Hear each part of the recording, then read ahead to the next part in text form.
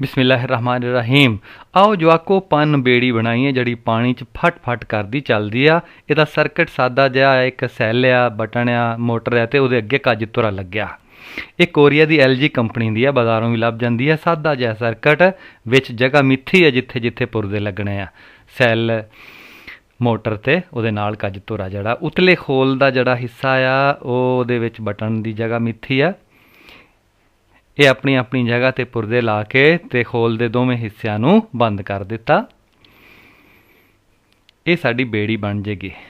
Button ਦਬਾਵਾਂਗੇ ਤੇ motor ਨਾਲ ਲੱਗਿਆ ਕੱਜ ਧੁਰਾ ਕੰਬ ਕੰਬ ਕੇ ਚੱਲੇਗਾ ਤੇ ਇਹਦੇ ਨਾਲ ਹੀ ਸਾਡੀ ਬੇੜੀ ਅੱਗੇ ਜਾਣੀ ਹੈ। ਦੂਸਰਾ ਕੱਜ ਧੁਰਾ, ਇਹਦੀ ਜਗ੍ਹਾ ਵੀ ਮਿੱਥੀ ਆ, ਇਹਨੂੰ ਵੀ ਅਗਲੇ ਪਾਸੇ ਲਾ ਦਿੱਤਾ ਤੇ ਇਹ ਵੀ ਆਜ਼ਾਦੀ ਨਾਲ ਘੁੰਮ ਸਕਦਾ। ਇਹ ਦੋਵਾਂ ਕੱਜ ਧੁਰਿਆਂ ਨੂੰ ਪਲਾਸਟਿਕ ਦੀ ਪੱਟੀ ਨਾਲ ਆਪਸ 'ਚ ਜੋੜ ਦਿੱਤਾ ਪੱਕੇ ਤਰੀਕੇ ਨਾਲ। ਪਹਿਲਾ ਕੱਜ ਧੁਰਾ ਚੱਲੇਗਾ ਤੇ ਉਹਦੇ ਨਾਲ ਹੀ ਦੂਜਾ ਵੀ ਚੱਲੇਗਾ ਤੇ ਦੂਸਰੇ ਕੱਜ ਧੁਰੇ ਦੇ ਥੱਲੇ ਇਹ ਰਡਾਰ ਲਾ ਦਿੱਤਾ।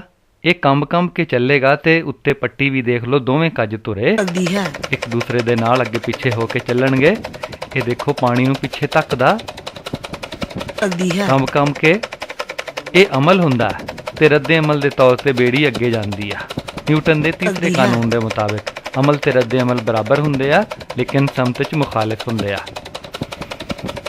ਜਵਾਕ ਮਜ਼ੇ ਨਾਲ ਬਣਾਉਂਦੇ ਆ ਤੇ ਖੇਡਦੇ ਆ। ਤੁਸੀਂ ਵੀ ਬਣਾਓ ਤੇ ਆਨੰਦ ਨਾਲ ਖੇਡੋ। ਤੇ ਜਵਾਕੋ ਸਾਇੰਸ ਸਿਰਫ ਸਾਇੰਸ ਨਹੀਂ ਹੈ, ਫਨ ਵੀ ਹੈ ਤੇ ਸਵਾਦ ਵੀ।